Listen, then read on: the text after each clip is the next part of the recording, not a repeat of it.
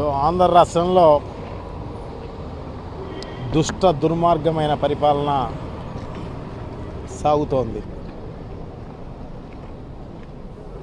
భారతదేశంలో ఎక్కడా లేదు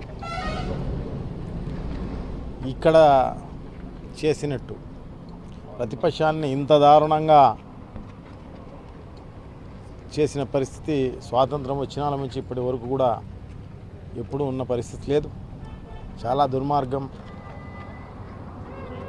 సో వైఎస్ఆర్ కాంగ్రెస్ పార్టీకి ఓట్లు వేసిన వాళ్ళను ఇబ్బంది పెట్టి, నాయకులను కష్టపెట్టి, వాళ్ళందరినీ కూడా కొన్ని చోట్ల కూనీలు జరిగి, కొన్ని చోట్ల ఊర్లు ఇడిపించి, ఫర్నిచర్ ధ్వంసం చేసి, కొన్ని వందల వేల కేసులు ఈరోజు సోషల్ మీడియా పైన. ఇదంతా కూడా డైవర్షన్ పాలిటిక్సే, ఇదంతా వేరే ఏం లే. వాళ్ళు సూపర్ 6 సూపర్ 7లు అమలు చేయడం లేదు అని అడుగుతారన్న ఉద్దేశంతో ఇన్ని కార్యక్రమాలు ఈ రకంగా ప్రతి 10 రోజులకు ఒకటి 15 రోజులకు ఒకటి కొత్తది బయటికి తీసి చేసే కార్యక్రమం. సో ఆ డైవర్షన్లో భాగంగా ఇప్పుడు సోషల్ మీడియా వాళ్ళపైన, వైఎస్ఆర్ కాంగ్రెస్ పార్టీ నాయకులపైన,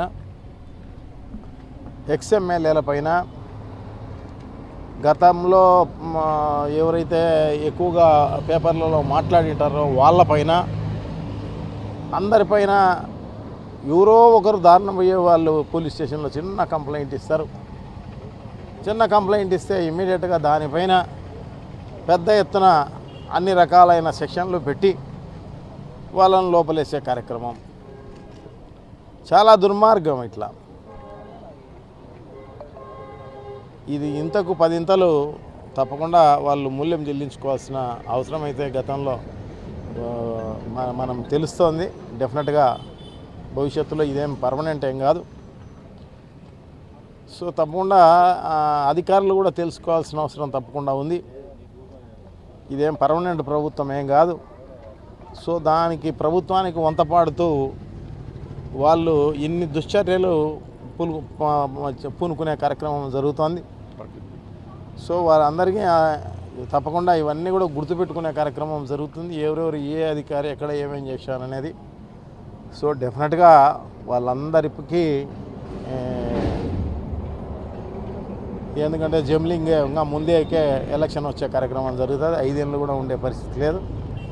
సో ఇటువంటి పరిస్థితుల్లో తప్పకుండా ఇంతకు 10 ఇంతలు మూల్యం చెల్లించుకోవాల్సిన అవసరం అయితే తప్పకుండా ఉంటుంది అని చెప్పి తెలియజేసుకుంటున్నాం. సో ఈరోజు ఈ సోషల్ మీడియాలో బాగా యాక్టివ్గా ఉంటున్న వర్రా రవీందర్ రెడ్డి. సో ఆయన ఎప్పుడో 2021లో చిన్న పోస్టింగ్ పెట్టినాడన్న ఉద్దేశంతో ఈరోజు పెద్ద ఎత్తున, అది కూడా షమ్మిలమ్మ గారిపైన ఇంకొకరిపైన పెట్టినారని చెప్పేసి. సో ఆయన పెట్టలే. ఆయన ఫోన్ నుంచి కానీ ఆయన దీని నుంచి కానీ వచ్చిన పరిస్థితి కాదు. అది ఎవరో వైజాగ్లో ఐటీడీపీ వాళ్ళు పోస్ట్ చేసి వీళ్ళ పేరుతో పోస్ట్ చేసి ఒక ఫేక్ దీని నుంచి చేసి అది వైరల్ చేసే కార్యక్రమం చేయడం జరిగిందన్నమాట. సో ఇవన్నీ కూడా సృష్టించేది వాళ్ళే. ఫాల్స్ న్యూస్, ఫేక్ న్యూస్ ఇవన్నీ కూడా సృష్టించేది కూడా ఐటీడీపీ వాళ్ళే. ఎందుకంటే మా నాయకుడు ఖచ్చితంగా చెప్పడం జరిగింది, సోషల్ మీడియా వాళ్ళకైతేనేమి అందరికీ అయితేనేమి. సో ఈ వల్గర్గా మాట్లాడడం కానీ, సో ఈ రకంగా మార్ఫింగ్లు చేసి పెట్టడం కానీ ఇవన్నీ కూడా చేయొద్దని చెప్పేసి చెప్పిన పరిస్థితి ఉంది. కాబట్టి మా వాళ్ళు ఎవరు చేయరు కూడా. సో దీన్ని వాళ్ళ కుటుంబంలో కలహాలు ఉన్నాయి కదా అన్న ఉద్దేశంతో ఇంకా దాన్ని ఫ్లేరప్ చేసే కార్యక్రమంలో భాగంగానే ఈ రకంగా వైజాగ్లో ఎవరో ఐటీడీపీ వాళ్ళు చేస్తే అతన్ని అరెస్ట్ కూడా చేయడం జరిగిందన్నమాట. సో దాన్ని ఈరోజు బూచిగా చూపించే కార్యక్రమం చేయడం జరిగింది. సో దాన్ని సుప్రీంకోర్టు ఆర్డర్ ఉంది కాబట్టి 41A నోటీస్ ఇవ్వాలా అని చెప్పి. సో అది కాకోకుండా ఇప్పుడు ఎస్సీ కేసు ఒకటి పెట్టడం జరిగిందన్నమాట ఆయన పేరుతో. అంటే ఏదో ఒక సెక్షన్లు వేసేసి లోపల వేసి దాన్ని బాగా హింసించి అన్ని రకాలుగా చేసే అంటే క్షుద్ర రాజకీయాలన్నీ కూడా చేసే కార్యక్రమం అంతా కూడా జరుగుతున్న పరిస్థితి ఉంది.